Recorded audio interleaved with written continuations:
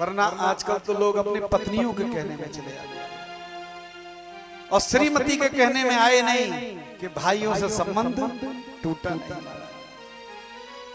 श्रीमती घर में सभी के होती है ना।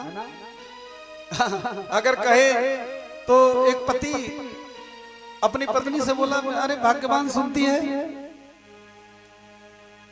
कल हमारे घर मेरे माता पिता आ रहे हैं, अब वो यहीं 6 महीना रहेंगे।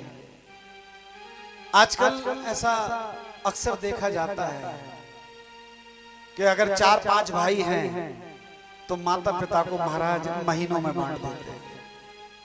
4 महीना तेरे घर रहेंगे, 4 महीना मेरे घर रहेंगे, 4 महीना उसके घर रहेंगे। माता हो गया भैया। कभी याद करो वो बचपन, जब बचपन में हम खेला करते थे और माता पिता की गोद में खेला करते थे तो एक ही बात कहा करते थे, पापा मेरे, माँ मेरी, पापा मेरे, माँ मेरी। लेकिन जब हम बड़े हुए और बड़े होते ही जब श्रीमती घर में आ गई, अब क्या कहते हैं, पापा तेरे, माँ तेरी, पापा तेरे, माँ तेरी। आपने एक मूवी तो देखी होगी बागबान, मैंने भी उस मूवी को देखा। प्रणाम करता हूं उस फिल्म बनाने वाले को जिसने भी बागबान फिल्म बनाई है। अगर कहें तो साक्षात कलयुग का दर्शन करा दिया है उस फिल्म में। आप भी देखना अगर नहीं देखिए तो।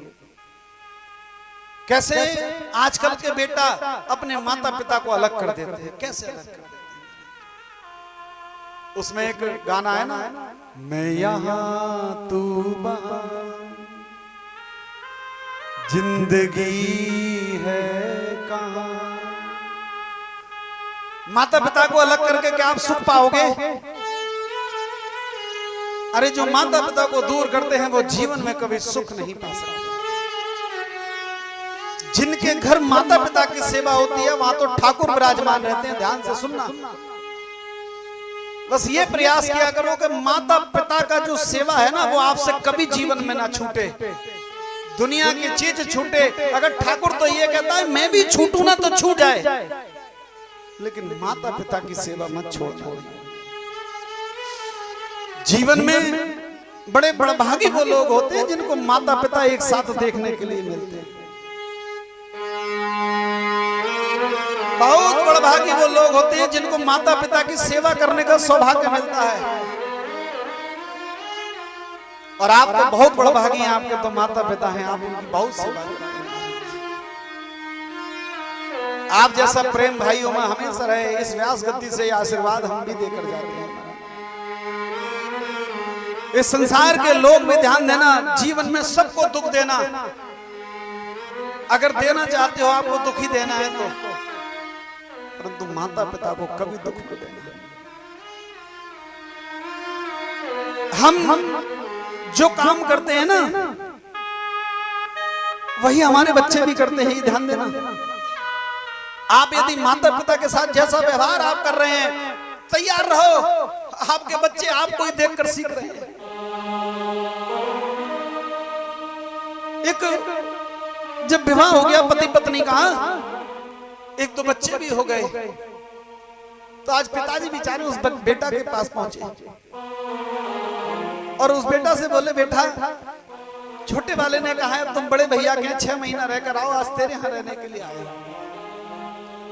बहू को बड़ा बुरा लगा, अब ये गंदगी फैलाएंगे, मैं नहीं रहूंगी घर में, मैं चली जाऊंगा। अरे भाग्यवान, तू कहां जाएगा? तू पिता की सेवा मत करना, मैं करूंगा। लेकिन 1 महीना काटा, 2 महीना काटे महाराज। एक छोटा सा बच्चा, 4-5 साल का बच्चा, आज तो पत्नी का तो 7वें आसमान पर पहुंच गया। बोली सुनो, जिस डाइनिंग टेबल पर हम बैठकर भोजन करते हैं उस पर ये तुम्हारे पिताजी भोजन नहीं करेंगे, डाइनिंग टेबल गंदी हो जाती है। ये भोजन गिराते हैं, इनके हाथ कांपते हैं, मैं इस टेबल पर बैठकर भोजन नहीं करूंगा, या तो इनके लिए अलग कोने में टेबल डाल दो। पति ने अगले दिन एक कोने में मेज लगा दी, एक कुर्सी लगा दी और बोला, पिताजी आप यहाँ भोजन कर लिया करो। पिताजी बोले ठीक है। आज जब भोजन करने बैठे पिताजी अलग कर रहे हैं, बेटा बहू पोता पोती सब एक मेज पर कर रहे हैं महाराज। तो जो 5 साल का बच्चा है ना वो एक कोने में बैठा एक मेज बना रहा था इतनी बड़ी। पिताजी ने कहा अरे बेटा जल्दी आजा, डाइनिंग टेबल पर आजा, भोजन कर ले। क्या कर रहा है ये? बेटे ने बहुत सुंदर बात कही।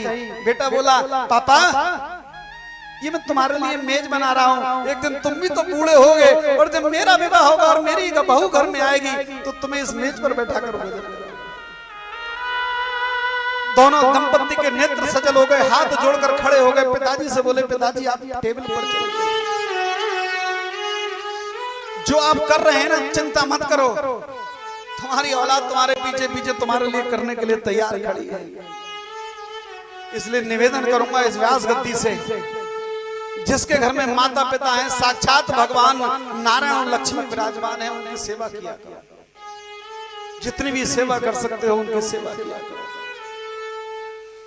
भाइयों में जितना प्रेम इस संसार में हो सकता है उतना प्रेम भाइयों में आपस में रहना चाहिए। जहां गुजर जाए रिश्ते नाते, इस तरह गुजारा मत करना।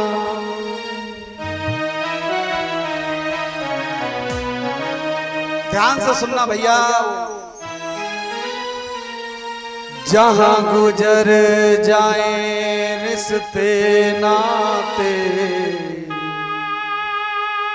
इस तरह गुजारा मत करना।